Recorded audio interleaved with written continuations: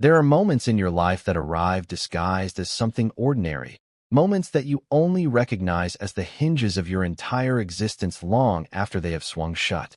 For me, that moment smelled like ozone from a summer storm and the faint, clean scent of Julian shampoo. It was the space between one heartbeat and the next, a pocket of silence where everything I had ever wanted and everything I had ever feared held their breath in perfect, terrible equilibrium.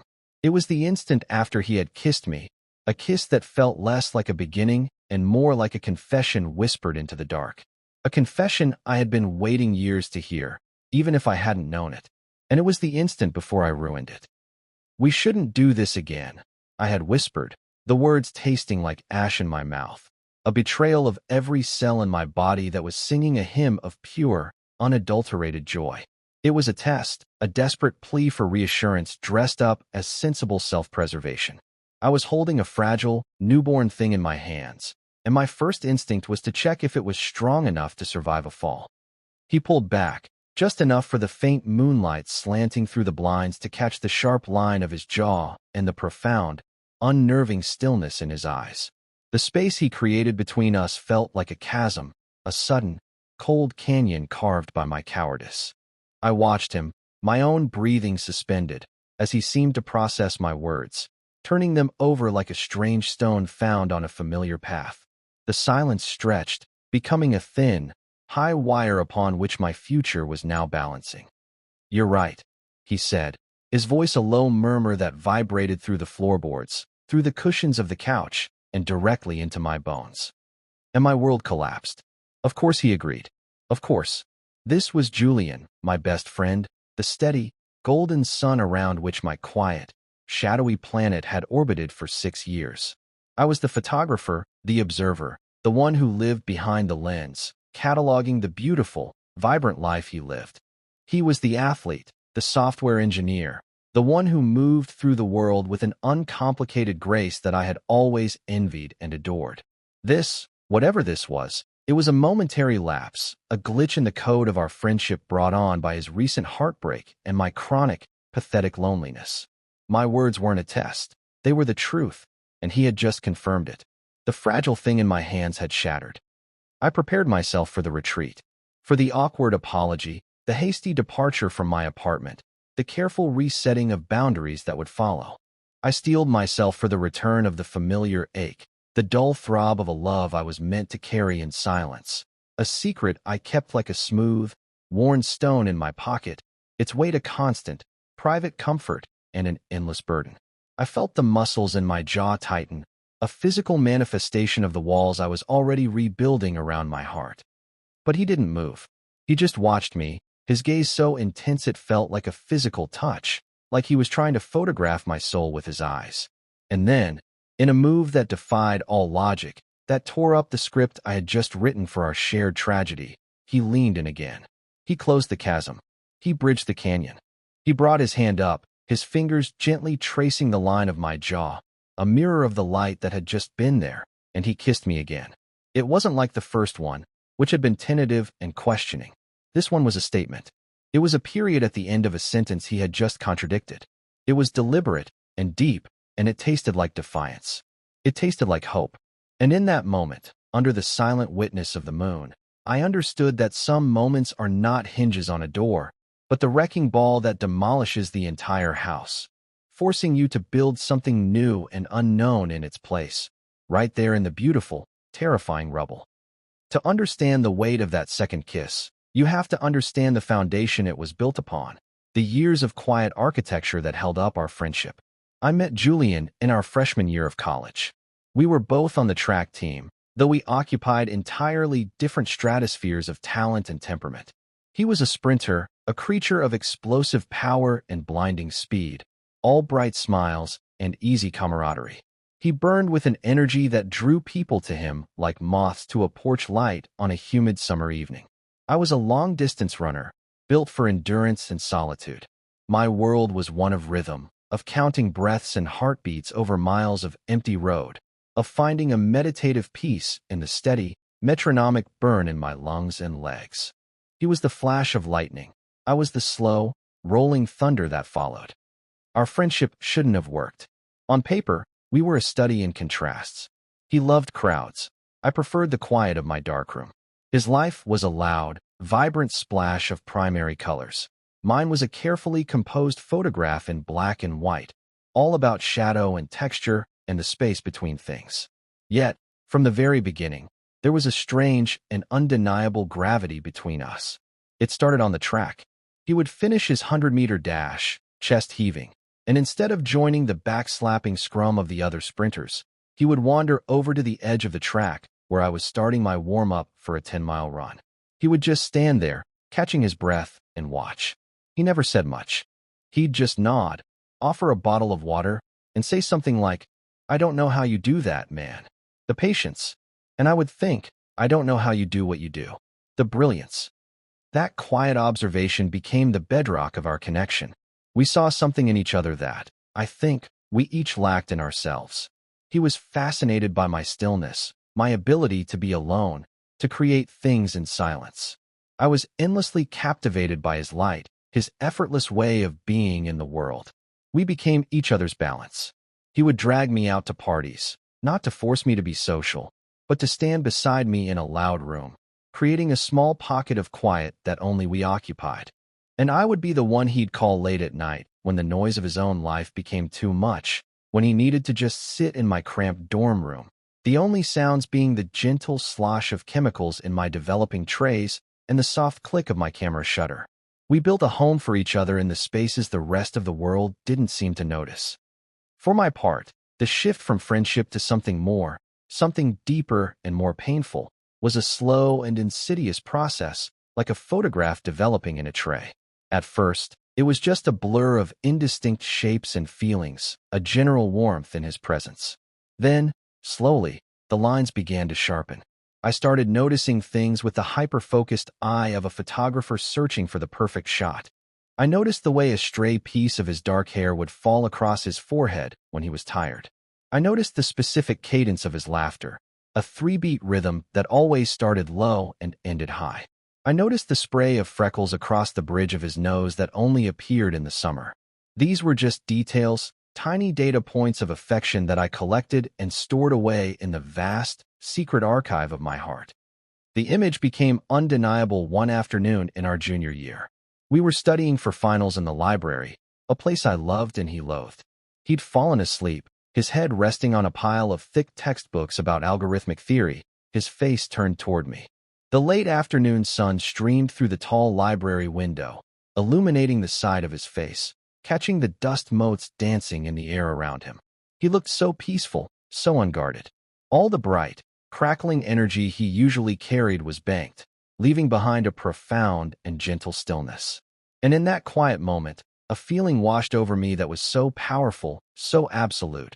It felt like a physical blow. It wasn't friendship. It wasn't admiration. It was love. A deep, aching, and utterly impossible love. I remember raising my camera, an old film model I carried everywhere, and taking a picture. It was a purely instinctual act. The click of the shutter felt obscenely loud in the hallowed silence of the library. He stirred but didn't wake. Later, in the darkroom, I watched his face emerge from the blank paper, swimming up through the developer fluid. It was a beautiful photograph. It was also the most painful one I had ever taken.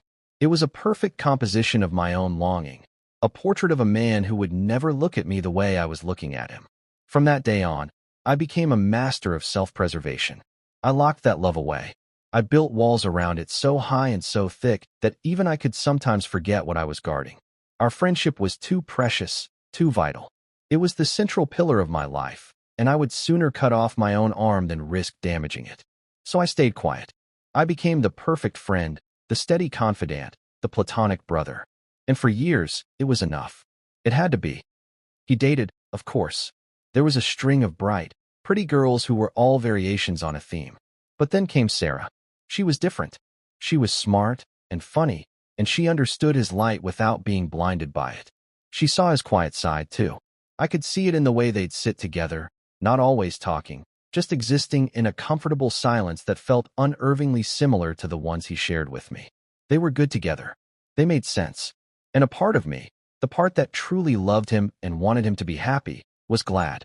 But another part, the secret, Selfish part 1 kept locked away, felt a dull, grinding pain with every happy photo they posted, with every casual mention of their shared future.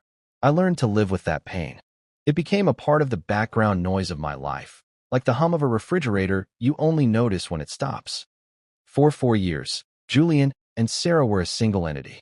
They moved in together after graduation, adopted a stupid, lovable golden retriever, and hosted dinner parties where I would play my role as the affable, artistic best friend, smiling and laughing while my heart slowly calcified in my chest. I perfected the art of being adjacent to his happiness. I photographed their life. I was the unofficial documentarian of their love story, capturing their joy in sharp, poignant detail. Each click of the shutter a small act of masochism. I was so good at my role that I think everyone, including Julian and maybe even myself, forgot it was a performance. The walls I had built were seamless. Then, the hum of the refrigerator stopped. The shift began not with a bang, but with a phone call. It was 2 in the morning on a Tuesday in October. The rain was lashing against my apartment window, a frantic, desperate sound. I was in my own little world, editing a shoot from the day before, lost in the familiar comfort of adjusting shadows and highlights. When my phone rang, the sound was so jarring it made me flinch. It was Julian.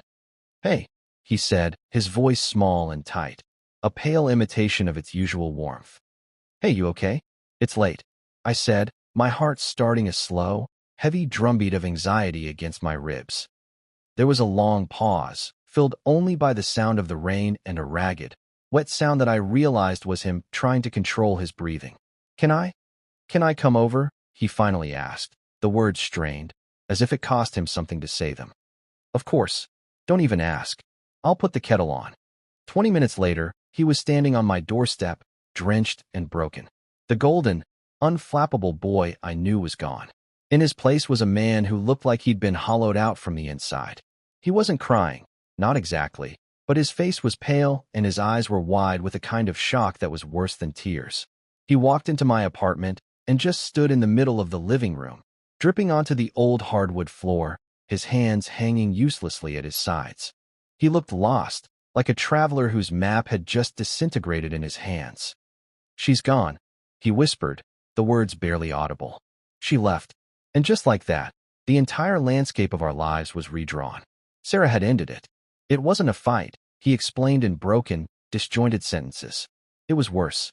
It was a quiet, sad admission that the love had simply run out. It had eroded over time, so slowly that neither of them had noticed until it was just gone, leaving behind an empty space. He had come home from a business trip to find a note on the kitchen counter and her side of the closet empty. The stupid, lovable dog was gone, too. I didn't know what to do. All the years I had spent secretly wanting this, secretly dreaming of a world where he wasn't with her, and now that it was here, all I felt was his pain. It was a physical thing in the room, a cold, heavy presence. My own selfish desires felt petty and monstrous in the face of his raw, genuine grief. So I did the only thing I could do. I made him tea. I wrapped him in a dry blanket.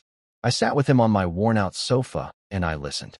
He talked for hours, circling the same points, trying to pinpoint the exact moment it had gone wrong, the way a person probes a wound, trying to understand the source of the pain. And I just listened, offering nothing but my presence, a solid, unmoving object in the storm of his confusion. That night was the first night. He eventually fell silent, exhausted. His eyes were glassy. It was nearly dawn. "I can't go back to that apartment," he said, his voice raw. "Not tonight. It's so empty." "Stay here," I said, the words coming out before I had even thought about them. "You can take my bed. I'll sleep on the couch." He looked at me, his eyes filled with a desperate gratitude that made my chest ache. "Are you sure?" "I'm sure." He slept for 14 hours. I spent the day in my living room, unable to focus, my entire being attuned to the sound of his soft breathing coming from my bedroom. The apartment felt different with him in it, not as a visitor, but as a resident. It felt charged, like the air before a storm. The walls I had so carefully constructed around my heart were beginning to feel flimsy, porous. His grief was seeping through the cracks. This wasn't about my love for him anymore. This was about his need. And his need was a force of nature, a rising tide that threatened to pull me under. That night, a ritual began. A quiet, unspoken ceremony of comfort that would slowly, inexorably, blur every line I had ever drawn. The ritual started on the couch. A few days after the breakup, Julian had technically moved back into his own apartment, but he was rarely there. He spent most of his evenings at my place, a ghost haunting the edges of my life. We'd order takeout, watch mindless television, and talk about everything and nothing, carefully avoiding the gaping crater her absence had left in his world. He was trying to pretend he was fine, putting on a brave face that was so thin and fragile I could see the panic shimmering just beneath the surface. His usual light was gone, replaced by a frantic, nervous energy. He couldn't seem to settle. He'd pace my small living room, run his hands through his hair, and check his phone obsessively, as if he expected a message that would explain everything, that would put his world back on its axis. One night, we were watching some old movie, something I'd seen a dozen times. He was sitting on the far end of the sofa, coiled tight as a spring. I could feel the anxiety radiating off him in waves. He wasn't watching the film. He was just staring at the screen, his jaw clenched. I wanted to say something, to reach out, but the years of carefully maintained distance had created a chasm between us on that couch, a space that felt impossible to cross. So I stayed on my side, a silent, helpless observer. Then he shifted. He uncurled himself and slid across the cushion until his thigh was pressed against mine. The contact was electric. My entire nervous system went on high alert. It was a simple, innocuous touch, the kind of casual contact friends share all the time. But for me, it was a seismic event. I kept my eyes glued to the television, my body rigid, my breathing shallow. I was terrified that if I moved, if I even breathed wrong, he would pull away, and the loss of that small point of contact would be unbearable. He didn't pull away. Instead, after a few minutes of tense silence, he leaned his head against my shoulder. It was a slow, tentative movement, as if he was testing the ground. His hair was soft against my neck. I could smell the faint scent of his shampoo, a clean, green apple fragrance that felt both achingly familiar and shockingly intimate. My heart was hammering against my ribs like a trapped bird. I could feel the warmth of his body seeping into mine, a slow, spreading heat that felt like both a poison and a cure. "Is this okay?" he murmured, his voice muffled by my t-shirt. My throat was tight. I managed a single, choked word. "Yeah." And that was it. That was the beginning. He fell asleep like that, his body slumping against mine, his breathing evening out into a slow, deep rhythm. I sat there for hours, long after the movie had ended and the screen had gone black. I didn't move a muscle.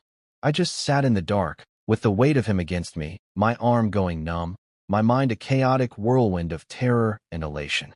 This was a new room in the house of our friendship, a room I had never been in before, and I had no idea what the rules were. Was this just about comfort? A human hot water bottle for his grief? Or was it something more?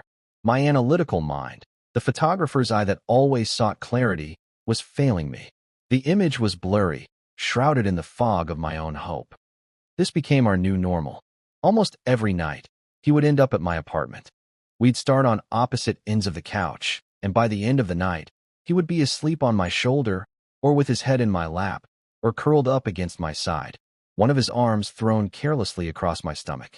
Each time felt like the first time. Each time, my body would betray me with a jolt of pure adrenaline, a silent explosion of longing that I had to ruthlessly suppress. I became an expert at stillness, at pretending this was the most natural thing in the world. I treated his need for physical contact with a clinical detachment I didn't feel, as if I were a doctor tending to a patient. But under the surface, I was a wreck. I was living in a state of suspended animation, caught between the heaven of his proximity and the hell of its ambiguity. The ritual escalated. One night, after a particularly bad day where he'd had to see Sarah to exchange the last of their things, he was inconsolable. He didn't talk. He just sat on my floor, his back against the couch, staring at nothing. The silence in the apartment was thick with his misery. Around midnight, I stood up, my joints cracking in protest. "Come on," I said softly. "You need to sleep." He looked up at me, his eyes hollow. "I can't. I'll just lie there. The ceiling is too high." I understood what he meant. The crushing emptiness of being alone in a dark room when your mind is screaming. Without thinking, Without allowing my internal censor to intervene, I heard myself say, "You can sleep in my room." The ceiling is lower. It was a stupid, nonsensical thing to say, but it was all I could offer. He followed me like a sleepwalker into my bedroom. My room is small, dominated by a queen-sized bed and shelves overflowing with photography books. It was my sanctuary, the one place that was entirely mine. He stood uncertainly by the door.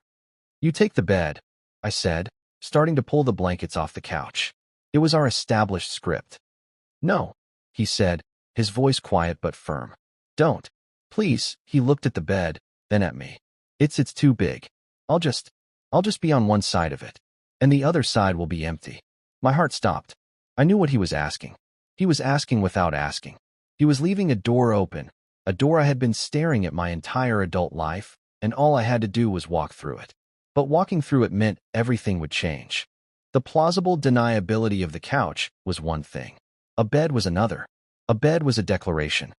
"Okay," I said, my voice barely a whisper. "Okay, Julian." That night, we lay in my bed, on our backs, a careful 6 inches of space between us, a no-man's land of unspoken tension. We were both hyper-aware of each other, of the small sounds of our breathing, of the warmth radiating from our bodies. It was agonizing. I lay there, staring at the familiar shadows on my ceiling, my body rigid with the effort of not rolling over, of not closing that 6-inch gap. I felt like I was going to shatter from the sheer force of my own restraint. After what felt like an eternity, he spoke into the darkness. "Leo, yeah. Can you? I know this is weird, but can you just hold my hand?" I didn't answer. I just reached across the space between us, my hand trembling slightly, and found his. His fingers laced with mine instantly, his grip firm, desperate. And in the darkness of my bedroom, holding the hand of the man I loved, I felt a sense of peace so profound it almost felt like grief. Because I knew, with a certainty that chilled me to the bone, that I was in too deep. The tide had come in, and I hadn't even noticed I was drowning. The ritual was no longer about his comfort. It was about mine. I needed this, his presence, his touch, with a desperation that terrified me. The line between friend and something else had not just been blurred. It had been erased completely, washed away by a flood of unspoken need and silent affection. And I had no idea if we could ever find our way back. I wasn't even sure I wanted to. This pattern of shared space and hesitant touch continued for weeks, becoming a fragile, secret language that only the two of us spoke. The 6 inches of space in my bed slowly shrank, night by night, until there was no space at all. It happened organically, a slow, gravitational pull in the dark. One night, I'd wake up to find his arm thrown over my waist. Another night, I'd find my own head tucked into the curve of his shoulder. We never acknowledged it in the morning. We'd wake up, untangle ourselves with a careful, drowsy choreography, and he'd make coffee while I showered, the events of the night dissolving in the morning light like a dream. It was a silent agreement to live in 2 separate realities, the nighttime world, where we were a tangle of limbs and shared breath, and the daytime world, where we were just Leo and Julian, best friends. This duality was tearing me apart. My life had become a constant, exhausting exercise in interpretation. Every touch, every lingering look, every shared silence was a text I had to decode. I felt like I was losing my mind, caught in a limbo of my own making. He was giving me everything I had ever wanted, but without the one thing I needed, words. Without confirmation, it was all just conjecture, a story I was telling myself. For all I knew, I was just a placeholder, a warm body to keep the ghosts at bay until he was ready to face the world again. The thought was a shard of ice in my gut. The photographer in me, the part that craved truth and clarity, was at war with the part of me that was willing to live in this beautiful, hazy ambiguity forever, just to be near him. The breaking point, the moment the tension became unbearable, arrived on a Saturday night. It had been nearly 2 months since his breakup. A fragile sense of normalcy had started to return. He was smiling more, a real smile that reached his eyes. The frantic energy had subsided, replaced by a calmer, more introspective version of his old self. We had spent the day hiking, one of our old college traditions. It felt good, easy. The air was crisp, the autumn leaves were a riot of color, and for a few hours, I could almost pretend that we were just us again, before everything had gotten so complicated. That evening, we were back on the couch, but the mood was different. It wasn't heavy with grief. It was light, comfortable. We were laughing about something stupid on TV when he turned to me, his smile fading into something softer, more serious. "Thank you, Leo," he said, his voice low. "For what?" I asked, my own smile faltering under the intensity of his gaze. "For everything. For all of this," he gestured vaguely around the room, at the couch, at me. "I don't know what I would have done these last couple of months without you. You've been my anchor." The ocean metaphor, coming from him, hit me with the force of a physical blow. An anchor, that's what I was. Something heavy and stable to keep him from drifting away in the storm. But anchors get left behind when the ship is ready to sail. The thought sent a fresh wave of panic through me. "Of course," I said, my voice sounding hollow to my own ears. "That's what friends are for." I emphasized the word friends, a desperate, clumsy attempt to re-establish the old boundaries, to protect myself from the fall I knew was coming. He flinched, just slightly, but I saw it. The photographer's I miss is nothing. A subtle tightening around his eyes, a barely perceptible downturn of his mouth. He looked away, back at the television, but the easy atmosphere between us had evaporated. The air was thick with unspoken things again, but this time, it wasn't his sadness. It was something else, something I couldn't name. It felt like disappointment. Later that night, we went to bed in our usual formation, lying side by side in the dark. But the silence was different. It wasn't a comfortable, sleepy silence. It was a loud, ringing silence, filled with all the words we weren't saying. I lay on my back, my hands clasped on my chest, my body a rigid line of defense. I could feel him next to me, just as still, just as tense. This was it. This was the end of the ritual. I had pushed him away with that one stupid word, friends, and now the spell was broken. Tonight he was in my bed, but tomorrow he would be fine, and the night after that, he wouldn't need me anymore. The thought was so painful I could barely breathe. After an hour of this silent torture, I heard him shift, rolling onto his side to face me. I kept my eyes closed, pretending to be asleep, my heart pounding a frantic, terrified rhythm against my ribs. I felt his hand come to rest on my arm, his touch light, hesitant. "Leo," he whispered into the dark. "Are you awake?" I couldn't pretend. My body was thrumming with too much energy. I opened my eyes. In the faint light filtering in from the street, I could just make out the shape of his face, his eyes dark, unreadable pools. "Yeah," I breathed. He was quiet for a long moment, his thumb stroking my arm in a slow, hypnotic rhythm. The simple, repetitive motion was unraveling me. "What are we doing?" he asked, his voice so quiet it was almost lost in the sound of my own blood rushing in my ears. The question hung in the air between us, terrifying and vital. This was my chance to ask for the truth, to demand the clarity I so desperately needed. But I was a coward. The fear of losing what I had, this fragile, ambiguous intimacy, was greater than my need to define it. "I don't know, Julian," I whispered. "You're the one who lost everything. I'm just here." It was a deflection, a retreat. "No," he said, his voice gaining a sliver of strength. "That's not it. You're not just here, you're—" He trailed off, searching for the words. He propped himself up on one elbow, looking down at me. The movement brought his face closer, and the air between us grew thick and warm. "It's not about Sarah anymore, Leo. It hasn't been for a while." My breath hitched. The world seemed to narrow to the space between his face and mine. "Then what is it about?" I asked, the words a ghost of a sound. He didn't answer with words. He lowered his head slowly, giving me every opportunity to turn away, to stop him. His eyes never left mine, and in their depths, I saw a terrifying mix of fear and determination and something else, something that looked so much like my own reflection, my own desperate longing, that it made my soul ache. I didn't move. I couldn't. I was pinned by the weight of 6 years of silence. And then his lips touched mine. It was the softest touch imaginable, a bare whisper of contact, a question asked in the most vulnerable language possible. It was tentative and gentle, and it shattered me. All the walls I had built, all the years of careful control and self-denial, they all crumbled into dust in that single, feather-light touch. I felt a sob build in my chest, a sound of pure, overwhelming relief.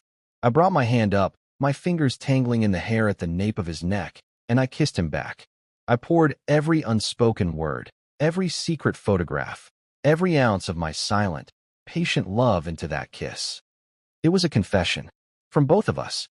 And it was after that kiss, that beautiful, terrifying, world-altering kiss, that my own fear had spoken first. My own cowardice had rushed to fill the sacred silence. "We shouldn't do this again," I'd whispered, a desperate, reflexive attempt to put the world back on an axis I understood, even if it was a painful one. I was trying to undo the most honest thing I had ever done. He had pulled back, the warmth of his lips vanishing from mine, leaving them cold. The look in his eyes wasn't anger or hurt, not at first. It was confusion, as if I had suddenly started speaking a language he didn't understand. He had just laid his entire soul bare, and I had handed it back to him, telling him it was a mistake. "You're right," he'd said. The words were flat, devoid of emotion. It was an agreement, but it felt like a sentence. The hope that had bloomed in my chest so violently just moments before withered and died. I had offered him an exit, a way to dismiss the moment as an aberration, and he had taken it. The pain of that was sharper, more acute than the years of silent longing had ever been. This was an active rejection, a confirmation of my deepest fear, that I was a temporary port in a storm, not a destination. But then came the second kiss, the one that defied his words. The one that said, "I know this is illogical and terrifying, but I'm doing it anyway." That kiss was not a question. It was an answer. It was a deliberate act of beautiful, reckless rebellion against the sensible, logical world we were supposed to inhabit.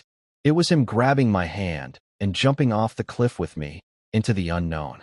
When he finally pulled away from that second kiss, he rested his forehead against mine, our breath mingling in the small space between us. "You're right," he whispered again, his voice thick with emotion. "We probably shouldn't. But I think I'm going to, anyway." And then he kissed me a third time. And I knew, with a certainty that settled deep in my bones, that nothing would ever be the same again. We had crossed a line, and the only way forward was together. The morning after was a masterpiece of awkwardness. The sun streamed into my bedroom with an almost mocking cheerfulness, illuminating the scene of our midnight confession. I woke up first, which was unusual. Julian was still sound asleep, curled on his side facing me, one hand resting on the pillow near my head. He looked younger in sleep, the lines of stress and grief that had been etched around his eyes for months finally smoothed away. He looked peaceful, and he looked like he belonged there. The sight sent a fresh wave of both terror and tenderness through me. I slipped out of bed as quietly as I could, my movements stiff and uncertain. What were the rules now? Did we talk about it? Did we pretend it didn't happen? The silent agreement of our two realities had been shattered. There was only one reality now, and it was one in which we had kissed, repeatedly, and with feeling. I went into the kitchen and put the kettle on, my hands shaking slightly. I was a stranger in my own apartment. Every object looked alien, charged with a new significance. The two coffee mugs sitting by the sink, the worn-out couch, the closed door of my bedroom. It was all evidence of a crime or a miracle, I wasn't sure which. I heard him stir, the soft creak of the bed springs, and my entire body tensed.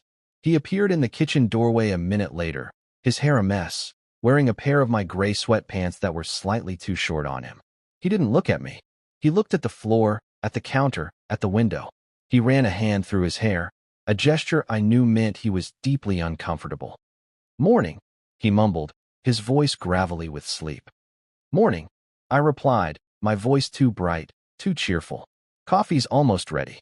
The silence that fell between us was excruciating. It was a physical thing, a heavy, suffocating blanket.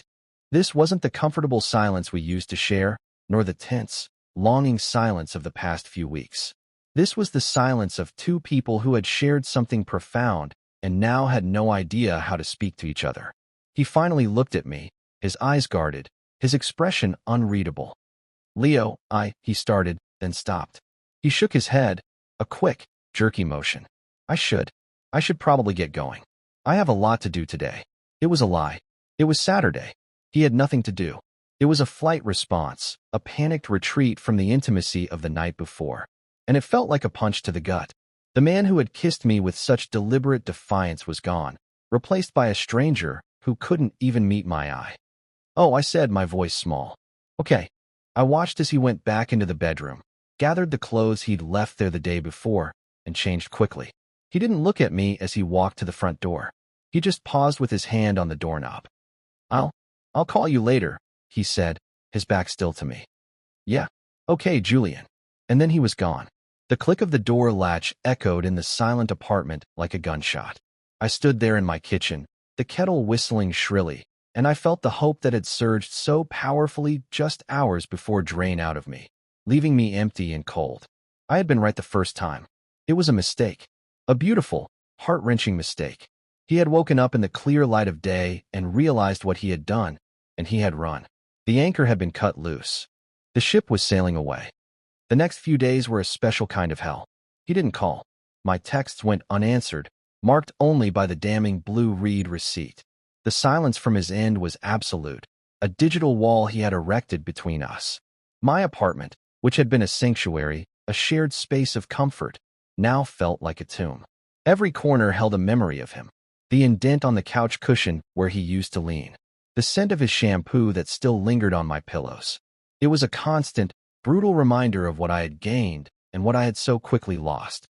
I fell into a spiral of self-recrimination. I replayed the night over and over in my head, analyzing every word, every touch, searching for the exact moment I had gone wrong. Was it my initial rejection? Had I spooked him, made him feel foolish? Or was it the other way around? Was the problem my acceptance, my eager response to that second kiss? Had I leaned in too hard, shown him the terrifying depth of my feelings, and sent him running for the hills? I was a photographer without a subject, an observer with nothing but the ghost of an image to analyze, and I was driving myself mad. The worst part was the fear. Not just the fear that I had lost him as a potential partner, but the paralyzing fear that I had destroyed our friendship. The foundation of my life for the past 6 years had been our connection, and I had taken a sledgehammer to it. The silence wasn't just the absence of his voice. It was the sound of that foundation crumbling into dust. The loneliness was more profound than anything I had ever experienced, because it was a loneliness that was haunted by his presence. After 4 days of this radio silence, I couldn't take it anymore. The pain of not knowing was worse than any truth he could possibly give me. I had to confront him. I had to know where I stood, even if it was on the edge of a cliff. My quiet, observational nature was at war with a new, desperate need for action. I had spent years being passive, waiting, watching.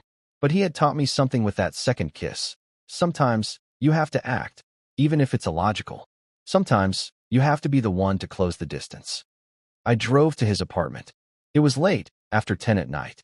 I hadn't been there since before the breakup. Standing outside his door felt like a transgression. My heart was pounding, a frantic drumbeat against my ribs. I raised my hand to knock, then hesitated.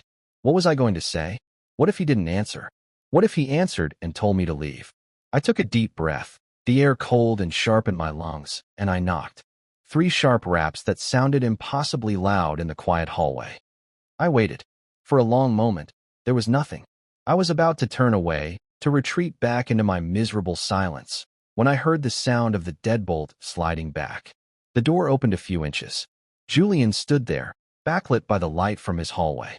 He looked terrible. He was wearing the same t-shirt he'd had on 2 days ago. There were dark circles under his eyes, and he looked like he hadn't slept in a week. He looked, I realized with a jolt, exactly how I felt. "Leo," he said, his voice rough. He looked surprised and cornered. "Can I come in?" I asked, my voice steadier than I felt. He hesitated for a fraction of a second, then sighed and opened the door wider. Yeah. His apartment was a mess. Takeout containers littered the coffee table, clothes were thrown over a chair. It was the apartment of a man who was barely holding it together.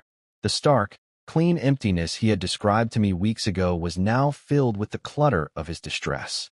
He didn't turn to face me. He just walked into the living room and stood by the large window, looking out at the city lights.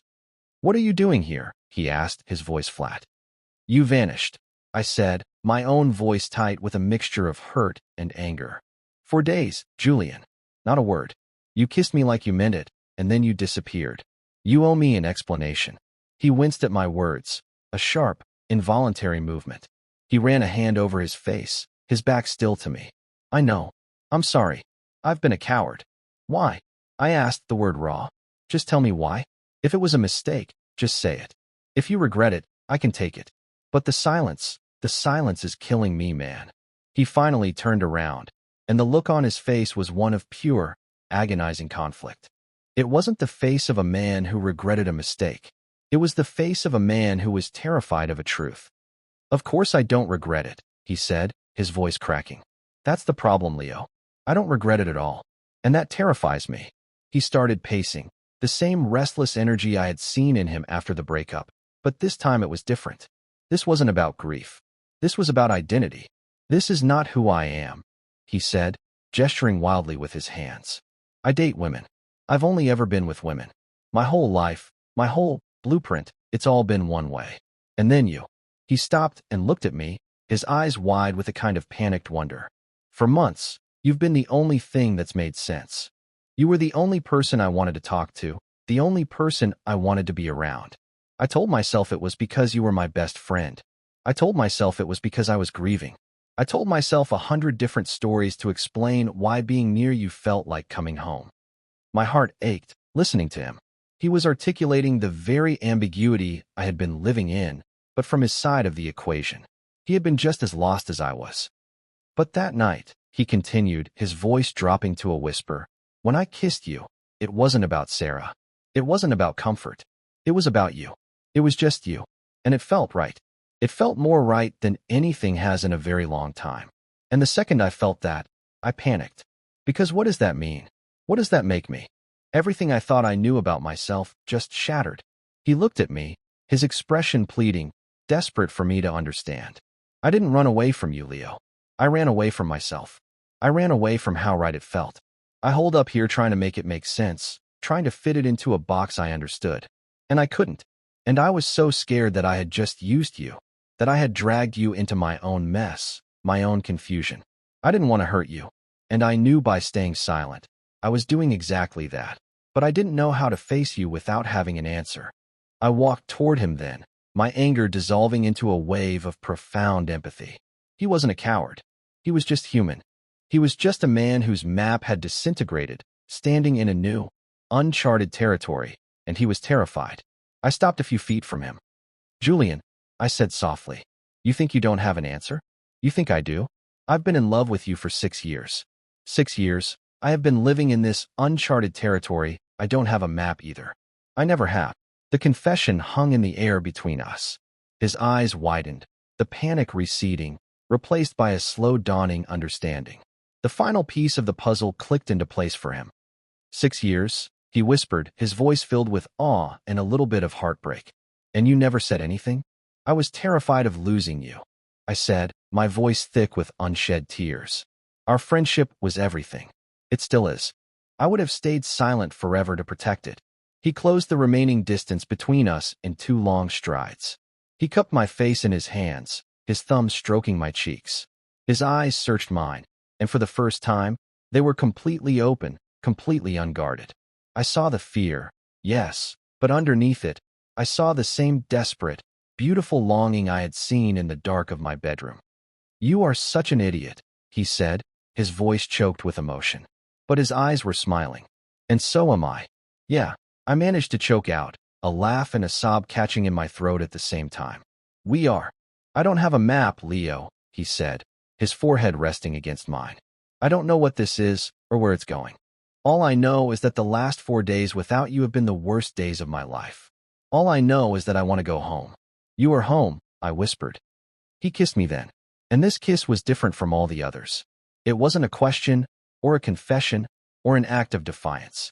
It was a promise. It was the beginning of a new map, one that we would have to draw together, one step at a time, into the beautiful, terrifying, uncharted territory of us. We didn't go back to my apartment that night. We stayed at his. We cleaned up the takeout containers together, a simple, domestic act that felt more profound than any grand romantic gesture. We talked for hours, not about the future or about labels, but about the past 6 years. We laid all our cards on the table, all the unspoken moments, all the secret observations, all the near misses. It was like watching a photograph develop, the blurry shapes of our shared history finally coming into sharp, stunning focus. He told me about the time in the library, how he hadn't been fully asleep, how he'd felt me looking at him and heard the soft click of my camera, and how it had made him feel a strange, warm flutter in his chest he had immediately dismissed. I told him about the first time he'd leaned his head on my shoulder on the couch, how my entire world had tilted on its axis in that moment. It was a night of quiet revelations, of excavating the past to build a new foundation. The fear and confusion hadn't vanished entirely, but they were no longer a roaring storm. They were a gentle rain, a necessary cleansing. For the first time, there was no ambiguity, no subtext to decode. There was only the plain, simple, terrifying, and wonderful truth. When we finally went to bed, exhaustion settling deep in our bones, we lay facing each other. There was no 6-inch gap, no hesitant reaching in the dark. He just pulled me closer, his arm wrapping around my waist, and tucked my head under his chin. It was the same position we had found ourselves in a dozen times before, but this time, it was intentional. It was chosen. "Is this okay?" he whispered into my hair, the words a gentle echo of our past. "Yeah," I whispered back, a smile spreading across my face in the dark. "It's okay." In the weeks that followed, we began the slow, careful work of drawing our new map. We didn't announce it to the world. We didn't change our Facebook statuses or make grand declarations. Our new reality was a quiet, private thing, a world we were building just for the two of us. It was a world made up of small, intentional moments. It was him bringing me coffee in bed in the morning, a silent question in his eyes asking if it was okay that he was still there, and me answering with a smile that said, "Please don't leave." It was me bringing my camera to his apartment, not to document his life from the outside, but to capture the small details of ours.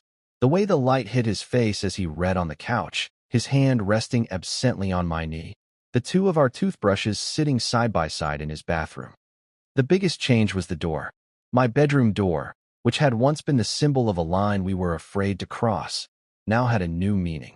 When he stayed at my place, he no longer hesitated in the hallway. He just walked in as if it were his own room. And when we went to sleep, we closed it. We closed it against the rest of the world, creating a space that was entirely ours. The closed door wasn't a barrier. It was a statement of intent. It meant we were in this together, on the same side of the threshold. There was no need for open-door invitations anymore, because the invitation was permanent. It was in the way he kept a drawer of his clothes at my place, and the way I left my favorite photography books on his nightstand. We were slowly, carefully, merging our lives. There was still fear, of course. There were moments when I would watch him, when he was lost in thought, and a cold dread would wash over me. A voice in the back of my head would whisper, "This is temporary." He'll wake up one day and realize he's made a mistake. And I could see in his eyes, sometimes, a flicker of that same old panic, the disorientation of a man navigating by a new set of stars. But we learned to talk about it. When the fear crept in, we would name it. He would turn to me and say, "I'm feeling a little lost today," and I would take his hand and say, "Me too. But we're lost together." And somehow, that made all the difference. The fear was no longer a monster hiding in the dark. It was just a part of the landscape we were learning to navigate. Our friendship, the thing I had been so terrified of losing, didn't vanish. It deepened. It became the bedrock of our new relationship. We still laughed at the same stupid jokes. We still dragged each other out, him to parties, me to quiet galleries. But now, when he stood beside me in a loud room, his hand would find its way to the small of my back, a small, grounding touch that said, "I'm here." And when we sat in the quiet of my apartment, the silence was no longer filled with longing, but with a deep, abiding peace. It was the silence of two people who had finally come home. One rainy Sunday afternoon, months later, I was in my darkroom, developing the photos I had taken since we'd been together. Julian was in the living room, a soft melody from his guitar drifting under the door. As I watched his face emerge from the blank paper in the developer tray, it was different from that first, painful portrait I had taken in the library all those years ago. In that old photograph, he was an object of my affection, beautiful and distant. But in these new photos, he was looking at me. In every shot, his eyes were on me, the photographer, and his expression was open and loving and clear. The image was finally in focus. I pinned the wet photograph up to dry and just stared at it. It was a picture of him sitting on the edge of my bed, bathed in morning light, a coffee mug in his hands, a small, contented smile on his face. It wasn't a grand, dramatic portrait. It was a simple, quiet moment. But it was the truest photograph I had ever taken. It was a picture of my anchor, yes, but not the kind that gets left behind. He was the kind of anchor that you pull up, that you bring on board, the steady, grounding weight that makes the whole ship safer, that allows you to sail into any storm, knowing you will not be capsized. In the end, we learned that the most profound changes in our lives don't always come with a map. They don't arrive with a set of instructions. They come in the quiet of a darkened room, in a whispered confession, in a kiss that defies all logic. They come when we are brave enough to admit that we are lost, and brave enough to let someone else be lost with us. We didn't know what we were building in the rubble of our old friendship. We just knew we had to build it together. And so, in the beautiful, honest silence we had learned to create, a silence filled not with yearning but with certainty, we began to draw our own map, to find our own way. We began to heal. And we began